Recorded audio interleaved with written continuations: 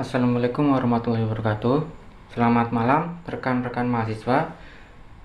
Hari ini saya akan membahas sebuah studi kasus dalam bidang penelitian operasional, yaitu bagaimana kita merancang terapi radiasi optimal menggunakan model programming linear LP. Sebelumnya perkenalkan, nama saya Libar Kamasdik dengan NIM 1020824043 dan kelas saya Teknik Industri TI 08A. Design of radiation therapy. Mary has just been diagnosed as having a cancer at a fairly advanced stage. Specifically, she has a large malignant tumor in the bladder area, a whole bladder lesion. Mary is to receive the most advanced medical care available to give her every possible chance to survival. This care will include extensive radiation therapy.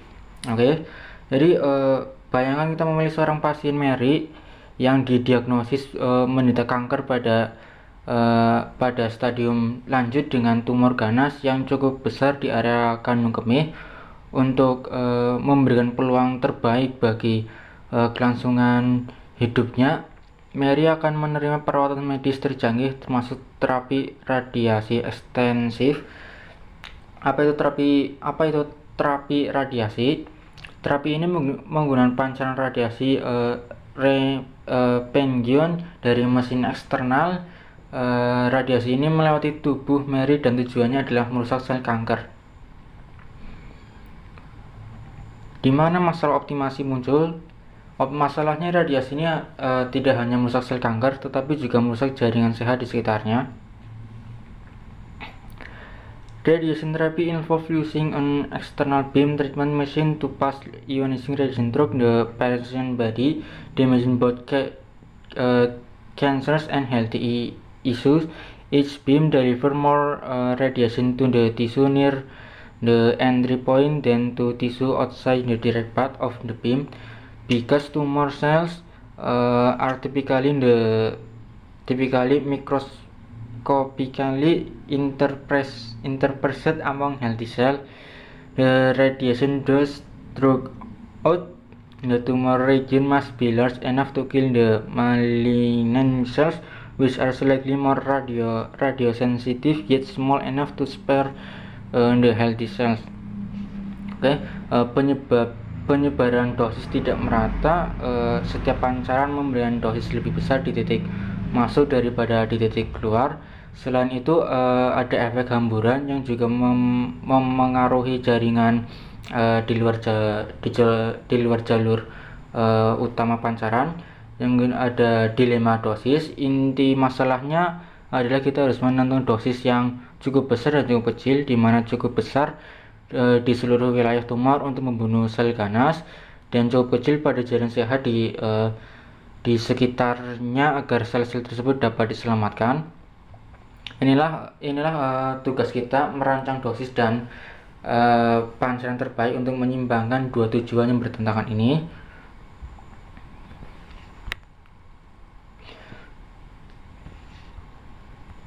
The goal of the design is to select the combination of beam to be used and the intensity of each one to generate the best possible dose distribution. Once the treatment design has been developed, it is administered in many installments spread over several weeks.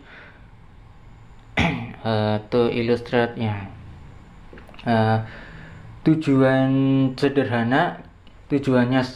Tujuannya sederhana, kita harus memilih kombinasi pancaran yang akan digunakan serta intensitas dosis dari setiap pancaran untuk menghilangkan distribusi dosis yang paling optimal.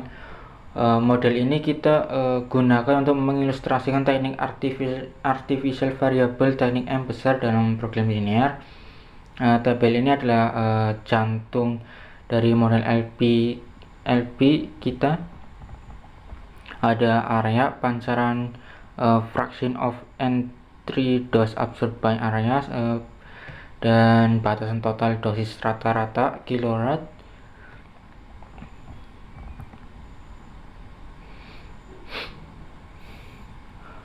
kolom pancaran 1 dan 2, angka di sini menunjukkan fraksi dosis masuk yang diserap oleh area target, misalnya 0,4 artinya 40% dari dosis pancaran 1 diserap oleh jaringan sehat. Baris area dan batasan ini menentukan batasan kita yang jaringan sehat. Fungsi tujuan kita ingin meminimalkan dosis yang diserap area ini.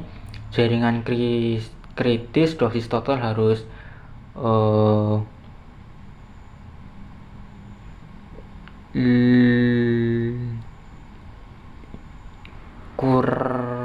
kurang atau sama dengan dari 7 kilorad, dan wilayah tumor dosis total harus tepat sama dengan 0 kilorad.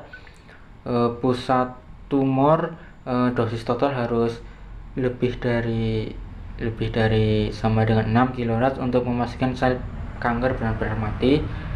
Oke. The data from table can then be used directly to formulate the following linear programming: MODL x1 the dose at the entry point for beam 1, x2 the dose at the entry point for beam 2. Dari data tersebut kita rumuskan model program linear secara formal. Ada variabel keputusan x1 dan x2. x1 dosis pada titik masuk untuk pancaran 1, x2 dosis pada titik masuk untuk pancaran kedua. Fungsi tujuan minimize z 0,4 x1 ditambah 0,5 x2 dengan pembatas 0,3 x1 ditambah 0,1 x2 kurang sama dengan 7. 0,5 yang kedua 0,5 x1 ditambah 0,5 x2 sama dengan 6. 0,6 x1 ditambah 0,4 x2 lebih dari sama dengan 6. Kebalik. Dan kendala non negatif ada x1, x2 harus lebih atau sama dengan dari 0. Oke. Jawaban standar minimize z 0,4 x1. Untuk menyelesaikan dengan metode simplex, semua kendala harus diubah menjadi persamaan sama dengan. Kita lakukan ini dengan menambahkan variabel baru. Kendala pertama 0,3 x1, kita tambahkan x3 menjadi 0,3 x1 ditambah 0,1 x2 ditambah x3 sama dengan 7.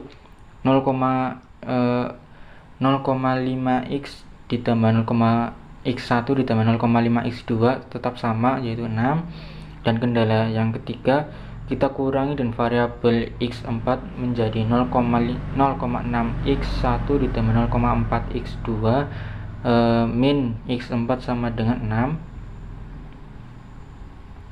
6. Variabel x3 dan x4 memiliki koefisien 0 dalam fungsi tujuan.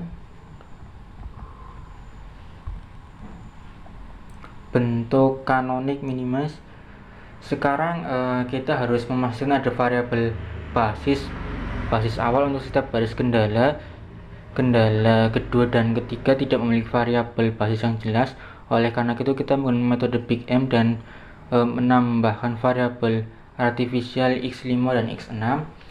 Kendala 1 punya basis x3, jadi tetap menjadi 0,3 x1 ditambah 0,1 x2 ditambah x3 sama dengan 7. Kendala 2 ditambah artificial x5 menjadi 0,5 x1 ditambah 0,5 x2 ditambah x5 sama dengan 0. Dan kendala 3 ditambah artificial x6 0,6 x1 ditambah 0,4 x2 min x4 ditambah x6 sama dengan 0. Karena ini masalah minimalisasi kita memberikan penalti yang sangat besar pada variabel artifisial. Ini memaksa algoritma simplex untuk mengeluarkan mereka dari solusi optimal, dan minimum z-nya menjadi 0,4x1 ditambah 0,x2 ditambah 0,x3 ditambah 0,x4 ditambah mx5 ditambah mx6. Oke. Tabel iterasi 1. Tabel iterasi 1 ini kita mulai dengan basis x3, x5 dan x6. Variabel artifisial x5 dan x6 ada di basis, menyebabkan nilai z yang sangat besar. Kita pilih variabel yang memiliki koefisien c paling negatif dalam minimalisasi nilai m positif terbesar sebagai variabel masuk, yaitu x1. Oke. Iterasi 2. Setelah satu iterasi, x1 telah masuk ke basis menggantikan x6, nilai z mulai turun. Proses dilanjutkan hingga semua variabel artifisial keluar dari basis. Oke. Iterasi 3. Setelah iterasi ini kita melihat pada basis C semua koefisien variabel non basis kecuali variabel artifisial yang telah keluar adalah positif atau 0. Ini adalah kondisi optimal untuk masalah minimalisasi. Kesimpulan, the dose at the entry point for beam 1 is 12 kRad and the dose at the entry point for beam 2 is 0 kRad. So the entry dose absorbed by the healthy anatomy is 4.8 kRad. Oke, dari tabel simplex iterasi 3 kita dapat membaca solusi optimal yaitu dosis pancaran 1 yaitu 12 kRad, dosis pancaran 2 0 kRad, dan dosis minimum jaringan sehat 4,8 kRad. Lanjut. Oke, terima kasih. Merancang terapi radiasi yang optimal adalah dengan hanya menggunakan pancaran 1 pada dosis 12 kRad dan mengabaikan pancaran 2. Keputusan ini dosis ini keputusan ini meminimalkan dosis yang diserap jaringan sehat hingga 4,8 kRad sambil tetap memastikan semua batasan dosis tumor terpenuhi. Oke. Sekian dari saya. Wassalamualaikum warahmatullahi wabarakatuh.